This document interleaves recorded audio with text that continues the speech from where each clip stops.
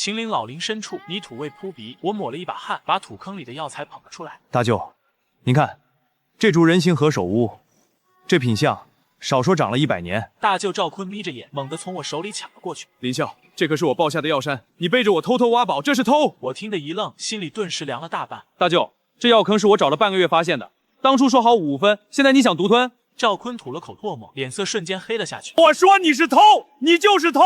这株药材值50万，你是想吃牢饭？身后几个跟帮立马围了上来，指着我的鼻子大骂：林笑，赵哥带你进山是看得起你，你竟然吃里扒外！赵哥，别跟他废话，把他送派出所去！我紧握着拳头，死死盯着赵坤。赵坤，做人得讲良心，这山是公家的，药是我挖的。赵坤冷笑一声，把药材塞进怀里。良心，在这秦岭山里，我赵坤的话就是良心。滚！再让我看见你，打断你的腿！我看着他得意的背影，咬牙跟了上去。我没走远，一路跟到了镇上的红旗酒楼。包间里，赵坤把那株人形何首乌摆在桌子正中间。各位，这宝贝卖了50万，以后跟着我，少不了大家的肉吃。我一把推开包间的门，冷冷地看着这一桌狂欢的人。赵坤，我的那50万分成你还没给。赵坤满脸红光，从兜里掏出一叠钞票，数出10张扔在地上。这1000块是你这段时间的辛苦费，拿着钱赶紧滚！我看着地上的钞票，气得浑身发抖。卖50万的货，你就给我1000块！赵坤，你羞辱谁呢？赵坤端起酒杯，阴阳怪气地笑了起来。羞辱你？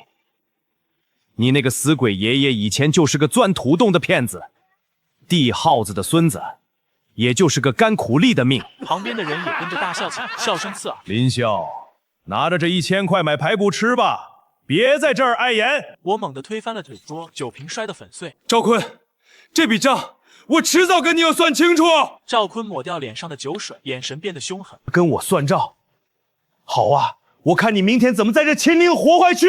第二天一早，全镇的药商都对我关上了门。我刚走到集市口，药材站的张叔就急忙把我拉到一边。林笑，你赶紧回吧。赵坤放话了，谁敢带你上山，谁敢收你的药，就是跟他作对。我放下背篓，看着冷清的摊位。张叔，我就不信他赵坤能一手遮天，那是刀哥的人。赵坤联系了所有老板，只要你露头，就断人家的货。这时，赵坤带着刀哥大摇大摆地走了过来。林笑，考虑清楚了吗？跪下给我认个错，我还能赏你一口饭吃。我看着他那副小人得脸，冷笑一声。赵坤，你别做梦了，我林笑就算饿死，也不吃你的剩饭。赵坤眼神阴冷，对着周围的药民大喊：大家都听好了，谁敢帮林笑，就是跟我赵坤过不去。周围的人纷纷避开我的目光，气氛压抑到了极点。在这片山上，我说让你没饭吃，你就得饿着。咱们走着瞧。我跑回家里，想找父亲商量，却看见他脸色发青的倒在地上。爸，您怎么了？您别吓我。我背起昏迷的父亲冲向医院，医生的话像一记重锤砸在我头上。急性心肌梗塞，必须马上手术，手术费加后期费用至少要30万。我看着手术通知单，手里连3000块都拿不出来。我咬牙找到赵坤，他正坐在宽敞的办公室里，悠闲的喝茶。大舅，我求你，把我那套祖宅买了，给我爸救命。赵坤放下茶杯，慢条斯理地看了我一眼。那老宅子风水不好，谁要啊？我急红了眼，抓着桌角大喊：大地段值30万，那是林家的根，求你给个活路。赵坤冷哼一声，伸出5个手指头。5万块，愿意卖你就签合同，不愿意就赶紧滚。我猛地抬起头，眼睛里满是血丝。那是救命钱，你这是趁火打劫，你想逼死我爸。赵坤一脸不在乎，吹了吹茶沫子。逼死他又怎么样？让你那个死鬼爷爷从地底下爬出来救人啊！我绝望地跑出大楼，父亲的病等不起，我只能去那个禁区了。我回到祖宅，一把推开了爷爷反锁了一辈子的暗室房门。暗室里满是灰尘，我在供桌下的夹层里摸到了一个沉重的木匣，匣子里放着一本发黄的书，封面写着16字“阴阳风水秘术”，旁边还有一块漆黑的罗盘，指针正在疯狂颤抖。爷爷的遗言就在书的第1页，字迹苍劲有力。林家后人听着，林家不准倒斗，只许寻找地脉灵犀救人，新政者得天佑。我抱着匣子，对着爷爷的灵位重重磕了3个头。爷爷，孙子没用，惊扰您了。现在林家到了绝路，我必须进山。发小铁柱冲进院子，气喘吁吁地看着我。笑哥，赵坤把进山的大路全堵住了，刀哥带着人在路口查人呢。我收起罗盘，眼神变得异常坚定。铁柱，你敢跟我进山吗？咱们走别人不敢走的路。铁柱拍了拍胸口，大声回应：俏哥，我这条命就是你的，你说去哪，咱就去哪。我指着地图上的一处禁地，那是全镇人的噩梦。赵坤以为堵住大路就能困死我，咱们去鬼窟岭。铁柱听到这个名字，双腿忍不住打了个哆嗦。鬼窟岭？那是进去了就回不来的死人地啊！怕什么？有我爷爷的本事在，死不了。我背起绳索，带着铁柱来到了鬼窟岭山脚下。大路上，赵坤带着刀哥和几十个打手，守得连只苍蝇都飞不进去。林啸，我就知道你会来。今天除非你会飞，否则别想进山。我站在山口，看着那群不可一世的家伙。赵坤，这山又不是你家的，你凭什么拦我？刀哥晃了晃手里的钢管，满脸横肉都在抖。凭老子手里的家伙！林啸，识相的就滚回去，别为了几颗药丢了命。铁柱躲在我身后，声音有些发颤。肖哥，到处都是他们的人，咱们这回真进不去了。我摸了摸怀里的古罗盘，指针正指向侧面的断崖。铁柱，跟着我，咱们走天际梁的悬崖暗道。赵坤在后面放声大笑，嘲讽声在山谷回荡。悬崖暗道，那是送死的路。林啸，我等着给你收尸。我头也不回地爬上峭壁，那路窄的只能放下一只脚。铁柱吓得闭上眼，双手死死抠着岩缝。肖哥，我们要掉下去了，下面可是万丈深渊。我稳住身形，冷静地观察山势，踩着风口走，穿过这道崖，就是鬼窟岭的中心。穿过断崖，眼前是一片死寂的密林，白茫茫的雾气遮住了太阳，那是山里的瘴气，吸进一口，肺里就像被火烧一样难受。铁柱不停地咳嗽，脸色变得蜡黄。小哥，我偷灵的厉害，这雾里是不是有毒啊？我从怀里掏出罗盘，嘴里念起爷爷教过的寻龙诀。寻龙分金看缠山，一冲禅师一冲关，指针向东，那里有生风口。罗盘的指针飞速旋转，最后死死指着一个方向。我拉着铁柱拼命往东边跑，果然一阵凉风吹过，四周的浓雾散开了不少。跟着罗盘走，必排死位。在这种绝地里的药材，药性才是最猛的。脚下的土质开始变红，踩上去黏糊糊的，像沾了血。远处传来莫名的野兽叫声，听得人脊背发凉。铁柱紧紧抓着柴刀，警惕地看着四周。小哥，赵坤那帮人肯定不敢进来，这里实在太吓人了。我盯着罗盘，发现指针竟然不再转动。铁柱，停下，别动，前面的气场不对劲。这种静止的状态，说明我们进了一个巨大的气场中心。按照爷爷书里的记载，这叫阴阳交汇处，绝壁之下必有灵物。我停在了一处深不见底的裂缝边缘，这里的山势像是一个巨大的漏洞。罗盘的指针死死指着正下方的黑暗。肖哥，这地方阴森森的，咱们还是赶紧走吧。我蹲下身子，抓起一把红土放在鼻子下面，仔细闻了闻，土带甜味，下面肯定有活水。铁柱，这是乾隆引水局。这种风水格局，周围百里的地气都会汇聚在这里，宝贝绝对少不了。铁柱看着那条黑黢黢的裂缝，吓得往后退了好几步。这下面要是塌了，咱俩就得埋在里面，这太冒险了，咱们回吧。我脑子里全是父亲的手术费，根本没有退路。富贵险中求，如果不找最好的药，根本凑不够那30万。我系好安全绳，慢慢滑进裂缝，下面的空气很湿润，石壁上长满了厚厚的紫色青苔。我的双脚终于踩到了实地，手电光扫过去，石缝里透出一道彩光。找到了，铁柱，快下来，咱们要发大财了。裂缝尽头的巨石后面长着一个像蘑菇一样的东西，它晶莹剔透，表面竟然有5种颜色在缓慢流动，美得不真实。铁柱探下头来，眼珠子都快掉出来。这是啥宝贝？怎么长得像个肉疙瘩？我小心翼翼地拿出摸金铲，围着那个肉疙瘩慢慢挖掘，连大气都不敢喘。别乱动，这是五彩肉灵芝，也就是传说中的太岁。这宝贝离地就得死，我必须带着根部的湿土一起把它起出来。太岁的触感很软，像是有弹性，摸上去温润如玉。随着我慢慢挖掘，一股清香瞬间盖过了山里的臭味。小哥，这东西值30万吗？我看着手里这颗巴掌大的宝贝，心里激动得砰砰直跳。30万，这种品相的肉灵芝，省城的贺爷能出到100万。父亲的命有救了，林家的祖宅保住了，我还要让赵坤付出代价。我把太岁放进特制的木盒，又塞满了新鲜的湿土保护起来。走，赶紧下山，千万别让赵坤的人闻到味儿。刚爬出裂缝，铁柱突然指着远处的树林，声音带着哭腔：肖哥，你看那边，那是刀哥的人，他们带了猎犬追上来了。几道强光电筒正在树林里乱晃，恶犬的吠声越来越近。赵坤果然阴魂不散，他守在大路还不够，竟然派人进禁区搜山，想抢我的宝贝，门都没有。我看着罗盘，发现附近有一处乱石滩。走，去乱石滩。我们走。我要让他们在里面转到天黑也出不来。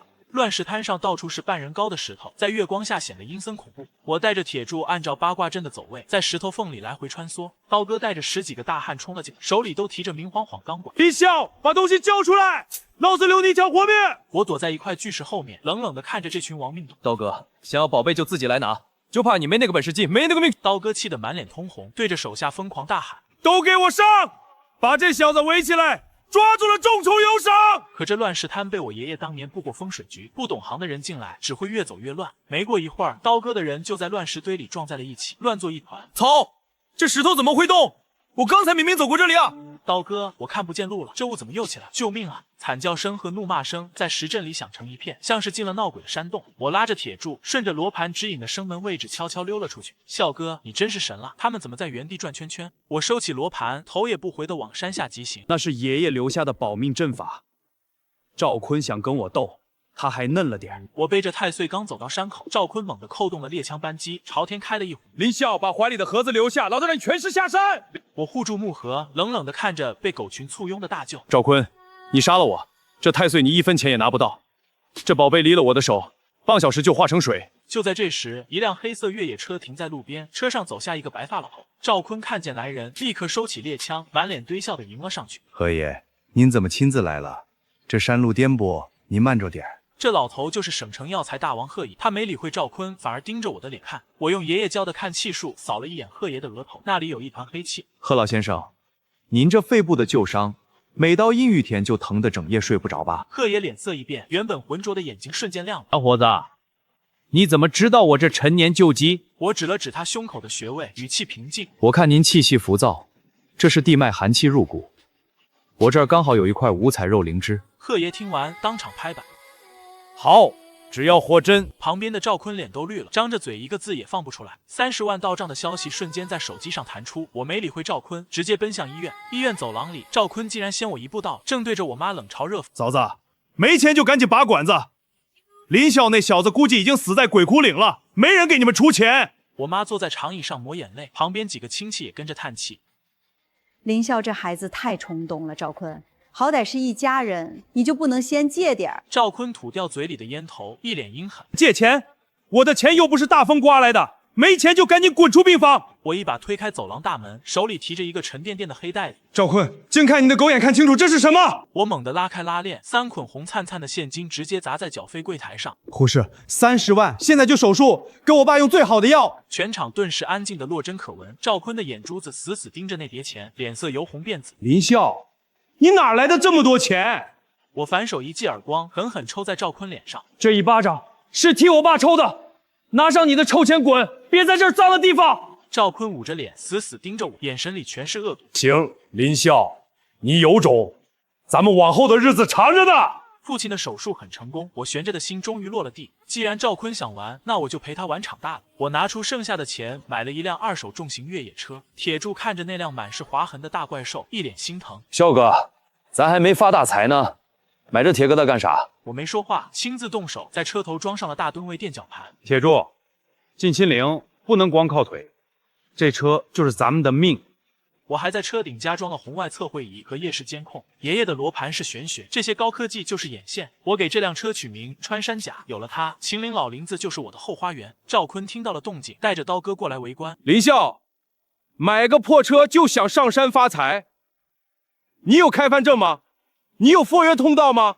我跨上驾驶位，发动引擎，黑烟喷了赵坤一身。赵坤，我进山不走你的路，你那些废纸证件留着给自己擦屁股吧。赵坤抹掉脸上的机油，对着刀哥使了个眼色。盯紧这辆车，只要他敢进山，就把他的轮子给我卸了。我冷笑一声，猛踩油门冲出镇子。铁柱，带上罗盘，咱们去阴阳谷找那块雷击木。穿山甲停在阴阳谷山口，我刚下车，刀哥就带着几个人围了上来。林啸，这地方是赵哥看上，识相的把车钥匙留下，跪下叫声爷爷。刀哥手里掂着一根实心钢管，满脸横肉都在乱颤。铁柱抓起工兵铲就要往前冲，被我一把拉住。铁柱，退后！对付这种货色，不用蛮力。我爷爷教过我一套摸金校尉的防身术，叫缠丝手。刀哥骂了一句，抡起钢管对着我脑袋就砸。我侧身避开，手指像蛇一样顺着他的小臂缠了上去，轻轻一搭一抖一卸，只听咔嚓一声，刀哥整条胳膊瞬间软了下去。我的手！林笑，你对我做了什么？钢管掉在地上，发出清脆的响声。刀哥带来的那几个跟班愣在原地，谁也不敢上前。我顺势扣住刀哥的脖子，用力一拧，直接把他整个人按在引擎盖上。刀哥，赵坤给你多少钱？值得你把命搭在这儿？刀哥疼得眼泪直流，不停的求饶。小哥，我错了，是赵坤逼我的。我松开手，像丢垃圾一样把他扔在地上，滚回去告诉赵坤，山里的规矩改了，现在我林笑才是规矩。刀哥被打残的消息传回镇子，赵坤直接疯了，他发动所有关系，把村里那些洋面山头全部承包了。林笑，老子把能长药的地方全占了，我看你去哪儿挖宝！赵坤带着人在山坡上插旗，得意的像个山大王。铁柱站在坡底下，看着那些插满红旗的地方直发愁。小哥，好的山头全被赵坤占了，咱们只能去那些没光的背阴坡了。我打开罗盘，看着远处的山势走向，嘴角露出一丝冷笑。铁柱，你不懂，赵坤那是自寻死路。爷爷的书里写过，好药材不一定长在太阳底下，尤其是那些年份长的灵药，最喜欢聚阴之地。赵坤占了阳面，看似风光，其实挖出来的全是普通货。我要找的那块千年雷击奇楠香，必须在地脉最阴冷地。走，咱们去深谷阴影处，那里才是真正的宝库。赵坤站在高处，对着我大喊嘲讽：“林笑，你就去烂泥坑里待着吧，老子这儿出的可都是极品三参。”我没理会他的叫嚣，带着铁柱钻进了一条常年不见光的裂谷。这里阴风阵阵，连鸟叫声都没有。罗盘的指针突然开始疯狂旋转，这下面有大宝贝，谷底全是湿滑的黑石头，空气冷得钻心。我拿着罗盘走在前面，铁柱提着红外探照灯跟在后头。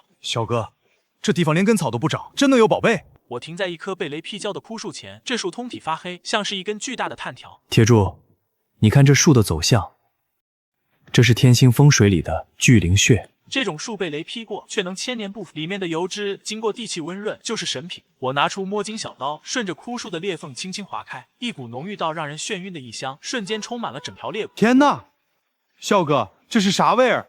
闻一下，感觉浑身都有劲了。开碳化的外壳，露出一块乌黑油亮、带着金丝的木块。这是千年雷击奇楠香，这一块起码值300万。铁柱吓得手里的灯差点掉了，他死死盯着那块黑木头。300万？赵坤在山头上挖1年，恐怕也赚不到这么多吧？我小心的把奇楠香包好，心里想的是贺爷的承诺。这东西是救命的仙药，有了它，我林笑的名号就能响遍省城。我们正准备撤退，高处突然传来赵坤的怒吼声：“林笑，你给老子站住！那香味是怎么回事？”我抬头看去，赵坤正带着人从坡上滑下来。铁柱，上车，咱们走。穿山甲在裂谷里狂奔，把赵坤的人远远甩在身后。我直接把雷击奇楠香送到了省城百草堂。贺爷看着那块金丝流动的奇楠，激动的双手都在颤抖。神品，真是神品！林笑，你到底是在哪儿找到这种宝贝的？我给贺爷倒了杯茶，语气不卑不亢。贺爷，秦岭的龙脉没断，只要懂风水，宝贝多的是。贺爷当场写下一张300万的支票，还拉住我的手。小林，这种货你有多少我要多少，咱们签个独家协议吧。我等的就是这句话，我要借贺爷的手彻底压死赵坤。独家可以，但我有个条件，我要成立一个公司，叫寻龙会。以后秦岭最好的山货只能通过我的手进城。贺爷哈哈大笑，当场盖了章。好，寻龙会，只要你能保证品质，我就是你最大的后台。我拿着协议回到镇子，第一件事就是挂起了寻龙会的招牌。原本跟着赵坤的那些采药人，心思全都活络了起来。赵坤气得在家里摔杯子，破口大骂：“独家林笑，你想一个人吃独食，老子还没死呢！”他不仅不反省，反而开始变本加厉的模仿我。赵坤为了证明自己也懂地气，买了一大堆盗版风水书。他在山里转了3天，指着一处潮湿的土坡对采药人发令：“都给我挖！林笑说背阴坡有宝，这地方比他找的那儿还阴。”采药人们面面相觑，有人小声嘀咕：“赵老板，这地方冒着青烟，看着不像好地头啊。”赵坤眼一横，猛地拍了那人一巴掌：“你懂个屁！那是灵气，赶紧挖，挖到宝贝，众筹有赏。”几十个人拿着铲子疯狂开挖，结果没挖出宝贝，反而挖开了一个深坑。赵坤不仅没找宝贝，还背了一身的医药费，名声在村里彻底烂了。我听到消息时，正带着铁柱在药仓里整理新收的草药。小哥，赵坤那傻子挖了毒蛇窝，现在成了全村的笑话。我摇了摇头，赵坤这种人为了钱已经丧失理智了。他不死心，肯定还会出毒计。咱们的药仓要看紧了。果然，没过几天，镇上的空气里就开始流传一些奇怪的谣言。听说了吗？林笑挖的那些药都是坟头草，那是吸着死人气场的。赵坤坐在村头的茶馆里，对着一群老头老太太唾沫横飞。那种药材带着姜不菌，吃了不仅不治病，还会让人浑身长毛。这种荒唐的话在迷信的山里传得飞快，很快全省的药商都开始给贺爷打电话，要求退林校的货。原本热闹的寻龙会门口瞬间变得冷冷清清，还有人往大门上泼油漆。铁柱气得要去和赵坤拼命。肖哥，那王八蛋太欺负人了，咱们的药都是命换来的，他竟然说带毒！我拦住铁柱，看着那些退回来的药材，心里冷静的可怕。赵坤这招很阴，他请了几个所谓的专家在那儿做虚假检测。如果不当众揭穿，寻龙会的招牌就彻底毁了。这时，百草堂的贺爷也给我打来了电话，语气非常焦急：“林笑，现在的风波太大了，省里的药监部门已经盯上你，你得想办法证明清白。”我握紧电话，对着门口那些看热闹的人大喊：“赵坤，既然你说我的药有毒，那咱们就办场鉴赏会，请全省的专家来看看。”为了确保我在鉴赏会上丢脸，赵坤派刀哥带人潜入了我的药仓。深夜，我被一阵奇怪的响动惊醒，我翻身下床，带着铁柱悄悄摸到仓库后窗。肖哥，有人在往药堆里喷东西，味道不对，是除草剂。这些人想毁了我的货，让我明天在专家面前百口莫辩。我没急着冲进去，而是用手机录下了他们投毒的全过程。等刀哥带着人离开后，我走进仓库，闻着那股刺鼻的化工味，铁柱急得直掉眼泪。完了，肖哥，这么多顶级草药全被药水毁了，咱们明天拿什么去比？我冷笑一声，爷爷教过我一招，叫闻香识药，截断生机。铁柱，别急，他们喷的是表面，药材的根针还没坏，去把那坛陈年烧酒拿来。我利用白酒的纯阳气，配合摸金秘术里的排毒法，处理了整整一夜。第二天一早，鉴赏会在镇中心广场举行。赵坤带着几个戴眼镜的专家，神气活现地坐在台上面。林笑，今天你要是拿不出合格的药，就得赔偿大家所有损失，还得滚出秦岭。我提着几包草药，慢悠悠地走上台。赵坤，别急啊，好戏才刚刚开始。台上摆满了各种检测仪器，全镇的百姓都围得水泄不通。赵坤对着那几个专家使了个眼色，一个胖专家走上前，装模作样地闻了闻我的草药。这种药气息混杂，我断定里面含有严重的净脓虫和尸毒。台下一片哗然，铁柱气得在旁边直跺脚。我冷笑一声，猛地一拍桌子，震得一气乱响。证据呢？光靠一张嘴就想定我的罪？我指着那包药，转头看向台下的乡亲们。今天我林笑在这里立个赌约，如果检测结果证明药有毒，我自废双手，寻龙会倒闭。赵坤一听，眼冒金光，当场跳了起来。好，大家作证，这可是你自己说的。我话锋一转，死死盯着赵坤。但如果药材是顶级优等品，你赵坤必须跪在地上扇自己100个耳光。赵坤冷笑一声，他觉得那些除草剂绝对能毁了药性。行，老子陪你赌，现在就检测。检测员取样放进仪器，全场安静的连针掉在地上都能听见。我在心里默念爷爷的口诀，那些除草剂早就被酒气化解了。5分钟后，打印机吐出了检测结果。检测员看着报告，半天没说出话来。赵坤急不可耐地冲上去，一把抢过报告，快念，是不是净生怒超标？是不是带毒？检测员咽了口唾沫，声音颤抖地念了起来：各项指标均为特级优等，样败质是市面上普通货的12倍，完全无公害。赵坤愣住了，他疯狂地摇头：不可能，绝对不可能！那药水明明……他差点把昨晚投毒的事说出来。我冷笑着打断了他：药水怎么了？赵坤，你是不是想说昨晚喷的除草剂怎么没效？我拿出手机，直接连接了大屏幕，画面里刀哥带着几个手下往我药仓里喷毒水的样子一清二楚。这就是你们所谓的证据，这就是赵老板的人品。乡亲们顿时愤怒了，无数个烂西红柿和臭鸡蛋砸向了赵坤。卑鄙，太不要脸了！赵坤滚出秦岭！我顺手甩出一份新的报告，那是贺爷派人用加急通道做的调查。大伙看看，这是赵坤这些年卖的廉价草药，全是用工业苏桑熏出来的。赵坤的脸色瞬间变得惨白，他精心设计的局彻底碎了。林笑，你阴我！你早就设好了套，等我钻！我一步步走向他，眼神冰冷。赵坤，赌约生效，跪下！赵坤还想狡辩，铁柱带着几个采药人直接把他按在了地上。赵坤，当着这么多人的面，你想赖账？你想赖账？你赖不掉的！赵坤的几个打手见势不妙，早就溜得没影了。我拎起赵坤，像拖死狗一样把他拖到了镇医院病房里。我爸刚刚能下地走路，正和我妈说着话，我猛地推开房门，把赵坤扔在病床前，跪下道歉。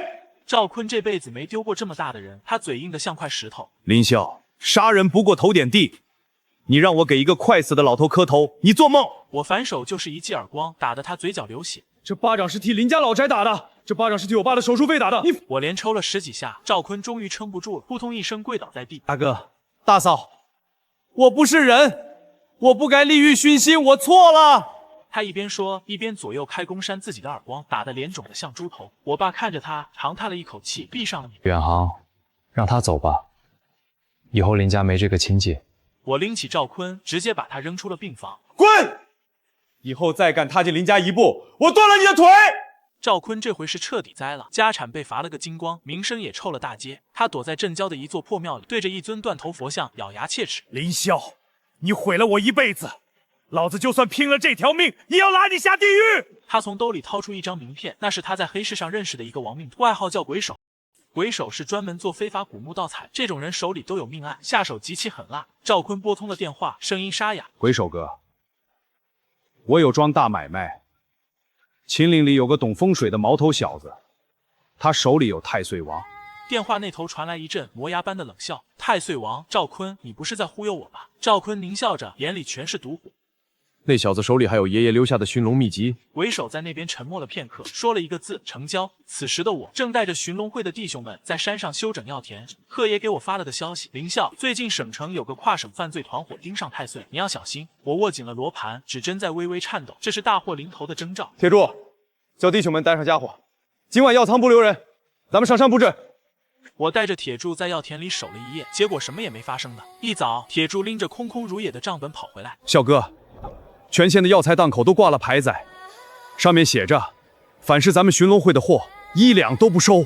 我合上手里的16字阴阳风水秘术，冷笑一声：“看来赵坤是把市场大佬山货王给搬出来了，这是要断了咱们的盛水，不能坐以待毙。”这时，山货王开着豪车停在门口，赵坤像条哈巴狗一样跟在后面。林啸，在秦岭这块地头上，只要我山货王说句话，你手里的宝贝就是一堆烂草。赵坤也跟着叫嚣：“林啸，你不是牛吗？你不是有独家合作吗？我看你的药烂在仓库里，拿什么还债？”我看着这2个跳梁小丑，语气极其平静。山货王，你真以为这县里的买卖，你一个人说了算？山货王吐掉嘴里的雪茄，眼神轻蔑：“老子就是这里的天。林啸，跪下求我，我或许能给你个收废品的价钱。”我猛地推开大门，指着外面的大路：“好啊，既然你们想玩封锁，那这批顶级山珍我不卖了。铁柱，关门！”寻龙会的大门关了3天，赵坤以为我缩了，却不知道我在憋大招。我把仓库里最好的药材挑出来，直接在省城包下了最豪华的酒楼。贺爷坐在我对面，有些拿不准主意。林啸，这地脉长寿套餐真的能行？那些富豪可不好伺候。我给贺爷倒了一杯酒，语气自信：“贺爷，富人不怕花钱，怕死。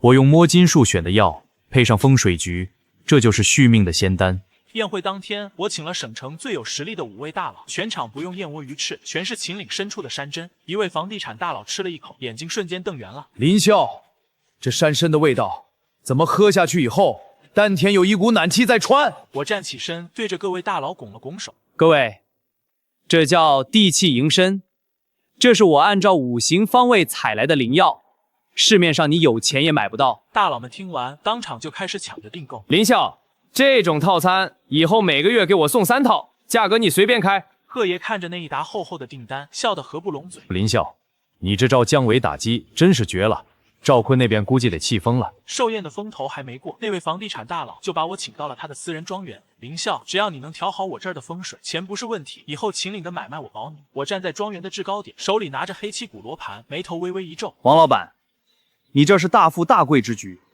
可惜明堂被那座假山挡住了死穴。王老板抹了一把汗，赶紧凑上来。那依你的意思，这假山得拆。我指着庄园的东南角，声音低沉：不只要拆，还要在那儿挖一口生财池。摸金术讲究遇水而安，遇山而止。你这儿气场散了。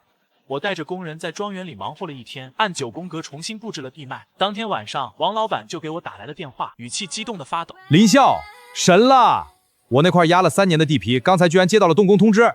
这消息在富豪圈子里瞬间传开了。林啸不只是采药人，更是能改运的寻龙传人。我的名声在省城炸裂，寻龙会的门槛快被那些千万富翁给踩断了。铁柱看着满屋子的支票，整个人都傻了。啸哥，咱们现在1天的进账，顶赵坤干10年啊！赵坤和山货王这下彻底慌了，他们占领了所有药材档口，却发现一个客人都没有。山货王急匆匆冲进我的办公室，身后还跟着一脸颓丧的赵坤。林笑，咱们有话好商量。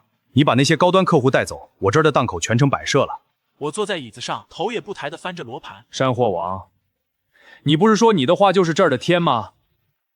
怎么现在求到我这个收废品的头上了？山货王老脸通红，尴尬地搓着手。林笑，以前是我狗眼看人低，这样以后档口的租金我免了，求你给匀点货。赵坤在一旁小声嘟囔。林笑，咱们好歹亲济一场，你不能见死不救啊！我猛地一拍桌子，眼神如电。赵坤，亲济二字从你嘴里吐出来，我嫌脏。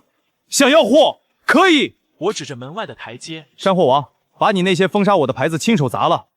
赵坤，你给全尊的采药人道歉。山货王咬了咬牙，转身就走。深夜，我正和贺爷商量太岁王的线索，铁柱连滚带爬的冲进屋。小哥，不好了，车库出事了！我抓起手电冲出去，只见我的越野车穿山甲被砸得稀烂，玻璃碎了一地，车顶的红外侧会仪被砸碎了。最重要的是，我爷爷留下的那个罗盘不见了。赵坤站在黑暗里，手里拎着一根钢管，笑得像个疯子。林笑，没了罗盘，没了机器，我看你怎么进山找太岁王！我看着一片狼藉的车库，拳头捏得咯咯响。赵坤，你真以为毁了这东西，我就找不着道了？赵坤狞笑着朝地上吐了口唾沫。鬼手哥已经到了，他说了，只要你进不去黑风口，太岁王就是我们的。铁柱气得要去拼命。笑哥，罗盘被抢了，咱们明天怎么进山？那可是爷爷的遗物啊！我拦住铁柱，看着地上散落的一块木板碎片，嘴角露出一丝冷笑。铁柱，别急，他抢走的那个罗盘是假的。我早就预料到赵坤会来这一招，真正能寻龙分金的东西一直在我的脑子里。另一边，赵坤以为抢到了宝贝，连夜带着鬼手和一帮亡命徒往黑风口赶。而我坐在残破的办公室里，调出了车库里隐藏的针孔监控。监控里，赵坤割断越野车刹车线的动作清晰可见。贺爷看着屏幕，一脸担忧。林笑，他这是想要你的命啊！报警吧，这证据够他蹲一辈子了。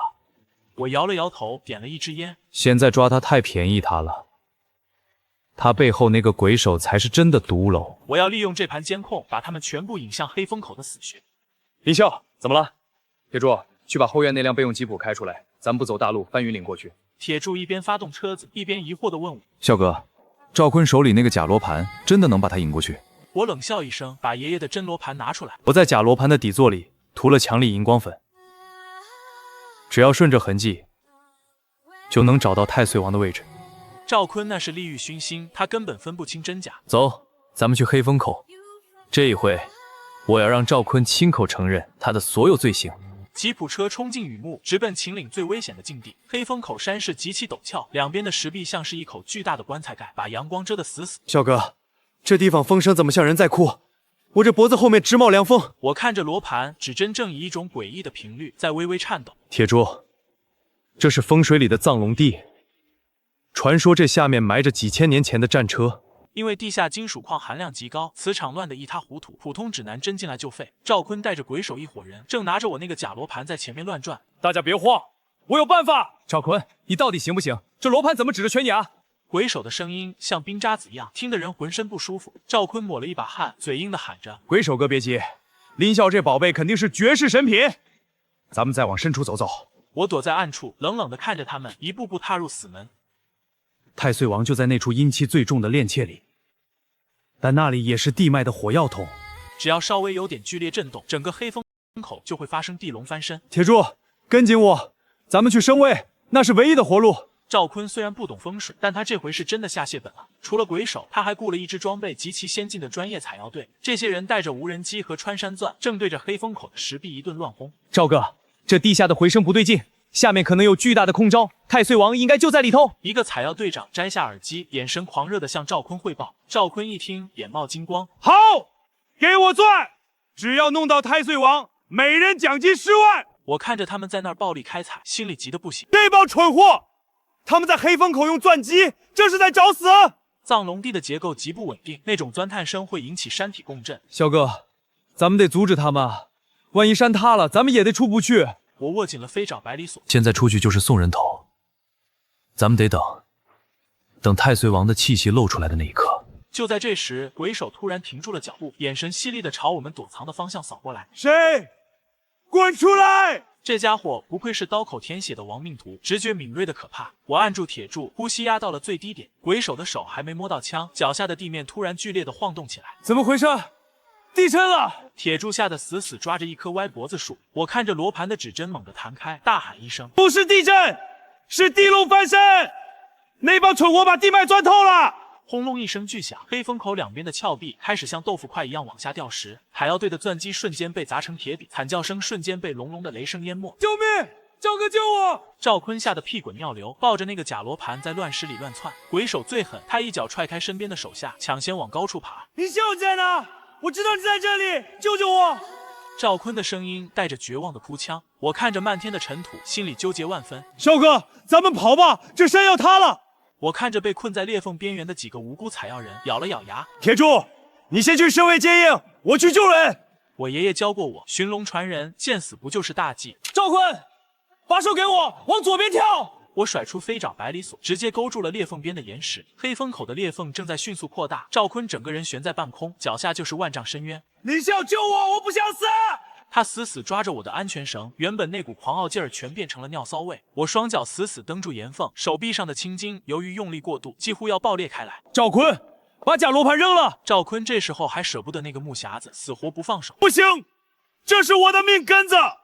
林笑，你是不是想趁机抢走它？我气得想当场割断绳子。那是假的，里面塞的是钱块！你再不放手，咱俩一起下去见阎王！这时，上方一块巨大的落石砸了下来，我猛地一拉锁扣，利用飞爪百里索回弹力，带着赵坤在空中荡出了一个大弧线。砰的一声，赵坤重重砸在对面的缓坡上，木匣子直接摔成了碎片，露出里面的铅块。赵坤看着满地的碎铅，整个人愣住。假的，真的是假的！林笑，你坑我！我没理会他的尖叫，转身看向那些幸存的采药人。想活命的，跟着我的步伐走，谁敢走错一步，神仙也救不了你！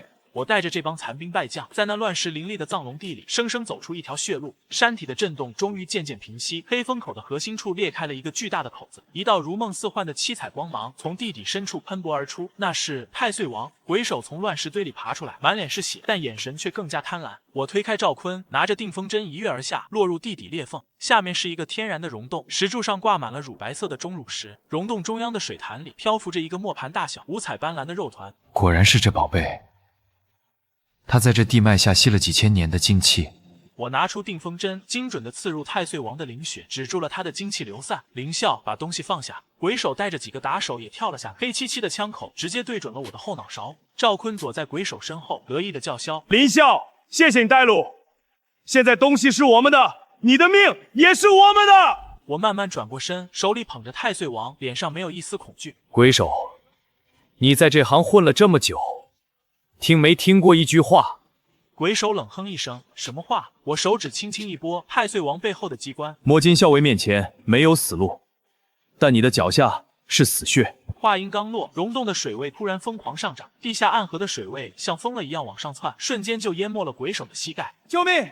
这下没有安用，快往上爬！鬼手那帮亡命徒也顾不上开枪了，拼了命的朝裂缝上方的绳索扑过去。我紧紧抱住太岁王，脚踩岩壁上的凸起，像灵猫一样飞速向崖顶攀升。赵坤跑得最快，他先一步爬到了崖顶，手里死死攥着那把锋利的柴刀。林笑，太岁王是我的，林家的秘密也是我的，你给我下去吧！我刚抓到最后一节绳索，赵坤猛地挥刀，对着绷紧的绳子狠狠一划。小哥，小心啊！崖顶传来铁柱绝望的惨叫声，绳索瞬间崩断，我感觉脚下一空，整个人直直的朝那汹涌的地下河坠了下去。赵坤那张狰狞的脸在视线里越来越小，他发疯似的大笑声在山谷里回荡。掉下去吧，这几百米深的崖底就是你的葬身之地。铁柱扑到崖边，却只抓到了一截断掉的草绳。赵坤拎着柴刀，眼神狠毒的看向铁柱。铁柱，别急，下一个就是你。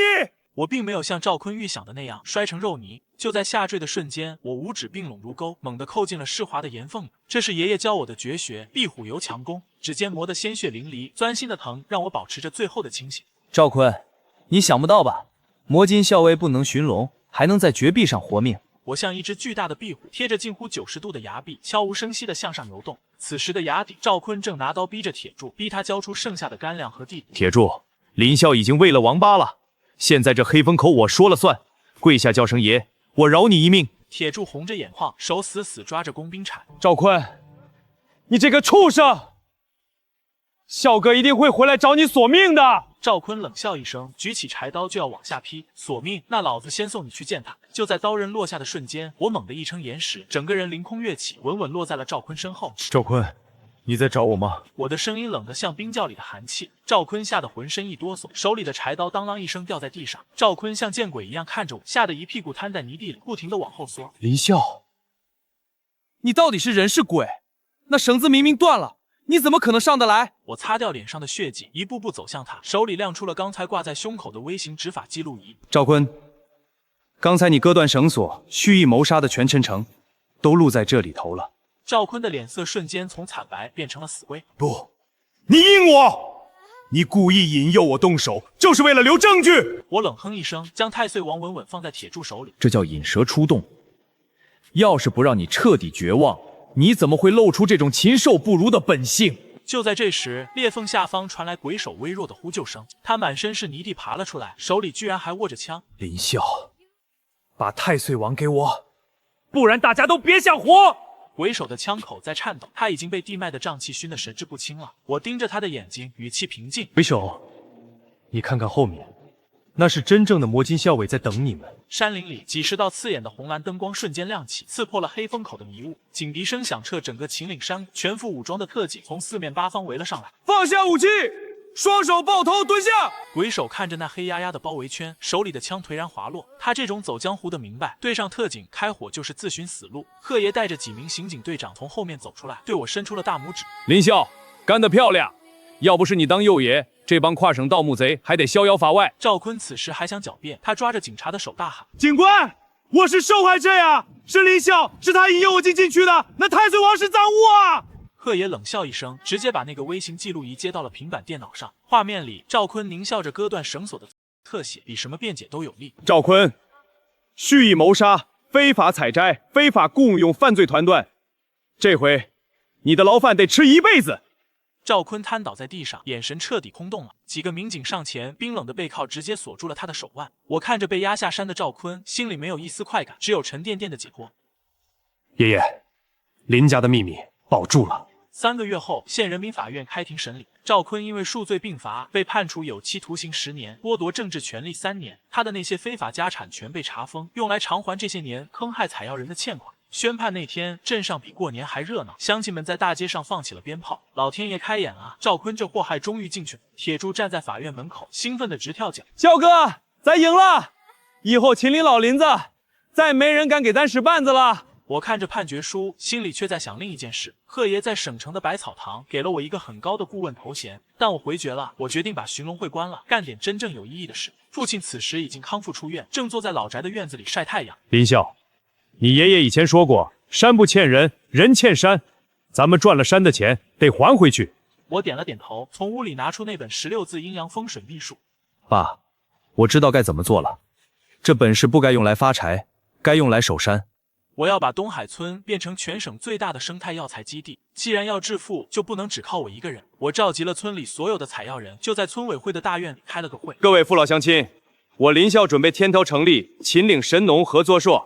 采药人们议论纷纷，眼神里既有渴望，也有怀疑。跟着我，你们一定能赚到钱。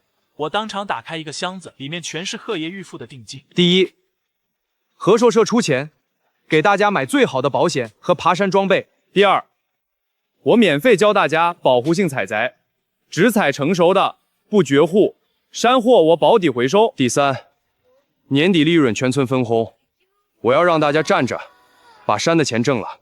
原本观望的采药人听完，纷纷举起了手。林笑，我们信你，你爷爷是好汉，你也是好汉。贺爷也派来了专业的技术团队，帮我们测土配方。我拿着罗盘，不再是寻找太岁，而是寻找最适合种黄金和天麻的地脉。铁柱，咱们的目标不是太岁王，而是让这漫山遍野都变成太岁王。合作社的招牌挂起来的那天，全村人都哭了。1年的时间，合作社的收入翻了3倍，村里原本的土路变成了宽敞的水泥路，连城里的老板都争着来收药。我用赚来的第一笔大钱，给村里建了一座希望小学，就叫寻龙小学。小哥，你看这些娃儿，再也不用翻山去镇上读书了，铁柱看着宽敞的教室，笑得像个孩子。我也没亏待我爸妈，在老宅的基础上翻修了一座秦岭风格的小洋房，院子里种满了清香的山茶。父亲的病彻底好了，每天都在药铺里忙活。林校，这才是寻龙传人该干的正经事。母亲拉着我的手，眼里全是骄傲。赵坤家那座被封了的大房子被我买下来，改成了药材陈列馆。我要让后辈们知道，秦岭的一草一木都是祖宗留下的宝贝，贪婪只会毁了人。贺爷偶尔会带省城的专家过来，他总是感叹：林霄，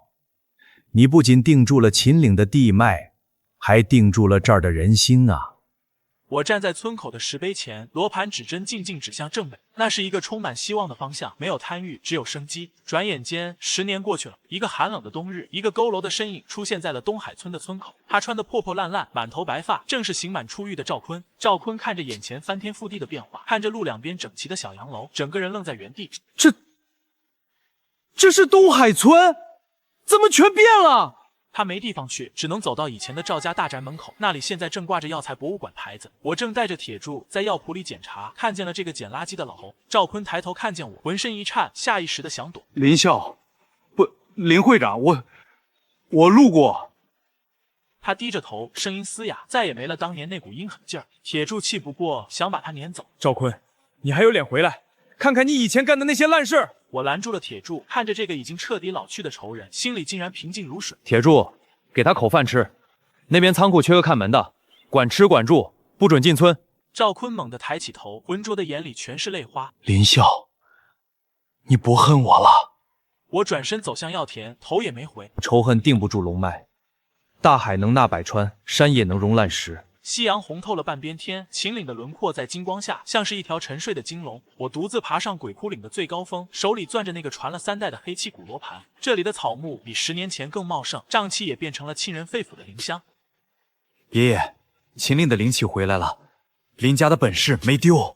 我低头看了一眼罗盘，奇怪的是，指针竟然不再疯狂旋转，而是定定的指向远方。那是生生不息的地脉律动，是山与人达成的契约。远处的山脚下，学校的钟声悠扬响起，合作社的烟火气缓缓升腾。铁柱在山下拼命挥着手：“赵哥，贺爷带了新的种子过来，快下来瞧瞧。”我合上罗盘，露出了这些年最轻松的笑容。真正的摸金校尉，不该去惊扰沉睡的过去，而该去唤醒希望的未来。天地有大美而不言，万物有灵气而自足。我林校这辈子能守住这片山，守住这颗心，足矣。我大步流星地走下山坡，夕阳将我的影子拉得很长很长。